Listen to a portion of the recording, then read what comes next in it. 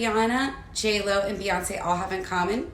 These lovely ladies are all our pear body shape with a narrow rib cage and a wider pelvis. Now, this is a desirable body shape, but it does come with its own characteristics, like being more prone to gut health issues. So in this week's episode, we talk about how to train for the pear body type for optimal health and, of course, for your singing.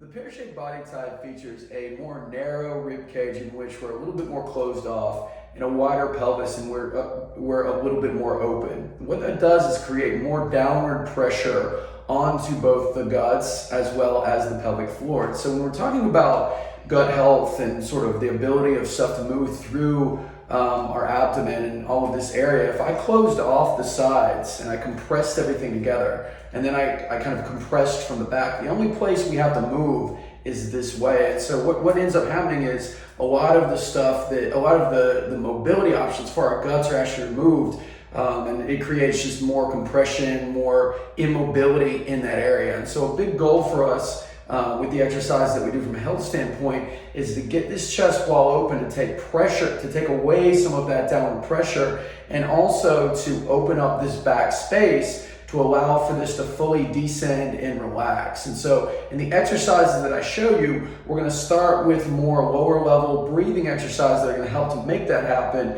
And then we're also going to feature some more higher level strength training exercises to help to keep it open and to build that capacity to keep that chest wall open as you sing. So when we're talking about alleviating downward pressure on the pelvic floor and the guts, we want to work on keeping our chest wall open as long as possible while pushing things back up to alleviate some of that downward pressure. One of my favorite exercises to make that happen is the crab position. And in this position, what we're having Stephanie do is squeeze her shoulder blades together, push away from the ground, and find her triceps. Okay, that's going to maximally open this chest wall. All right, what I'm going to have her do is just take a deep breath in this position, just light inhale, very light inhale. Then I'm going to have her open her mouth.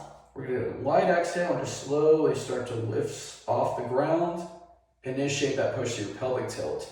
And what I want you to think about is the diaphragm descends, the sacrum tips forward a little bit, and then on the exhale it gently tips back and things come up, but we're not doing it where we're slamming things together. So light exhale is the name of the game here.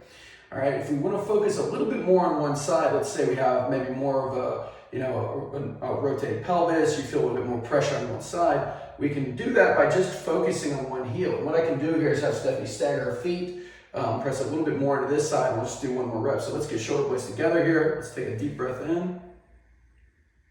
Try to fill that chest wall, pause for a second, and then slow exhale through an open mouth, light exhale. Get those IOs and those TAs, our lower ab muscles, to work as she's focusing more on this left side to kind of push that stuff back up.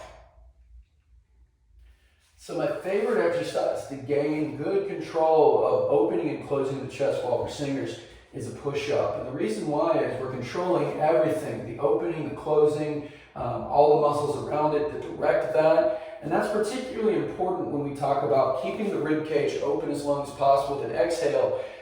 Yes, the muscles on the inside are abs and our inspiratory muscles are important, but the stuff on the outside, our pecs, our lats, all of that stuff, if it occludes early, if it tenses up as you sing, then it's also going to contribute to the closure of that rib cage. So building endurance in those areas, super, super important. Push-ups are a great way to do that. So what I'm going to do is put my feet on a wall and kind of dig up. Okay, that's going to give me some hamstrings as I kind of come back up. But what I want to do here is lower down to the bottom, and I want to pick a depth with a block that I can lower down to. I might even start out in a position where I'm just paused on the block. But the point being is that I'm going to come down into this position. I'm going to breathe in. With my shoulders pinned together here, I can get maximal opening of this chest wall. And I might spend a breath or two down here. And then on the exhale, I'm going to dig my heels into the wall, sort of find my hamstrings, exhale, and push myself back up while keeping my eyes on the horizon. With my hands, I'm going to shift my weight to the outside of my hands as I go down.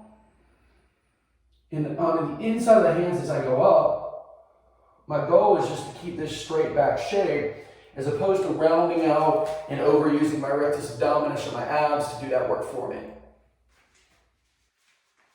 All right, so what I want you to think about in terms of similarities, the chest wall has a big similarity to our sacrum, meaning like we want to be able to keep it open for as long as we can as we start to push back up against gravity. Oftentimes what happens is the muscles on the back side of our pelvis grip and push, so we can't get that full pelvic floor contraction in the front. So we want to delay, we want to open this area up and then delay it pushing back up as long as we can, just to give us a little bit more balanced tone and sort of power from our pelvic floor.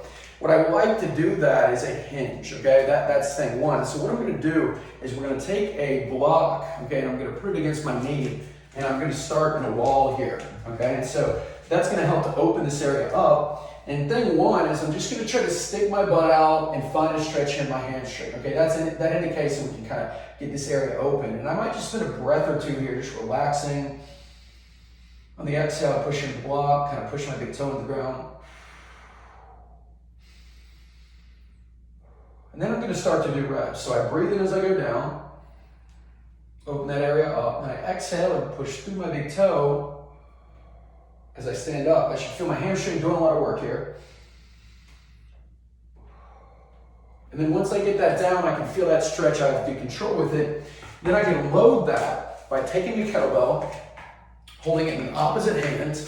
Okay, the load is going to help to more powerfully open this area and also close it. And we just breathe in. We find that stretch, kind of turn our body into this area a little bit, and then exhale and come back up. One more time, breathe in. Hinge down, I should be able to see a flat back, chest on the horizon, eyes on the horizon. Exhale, push through the big toe, and come back up.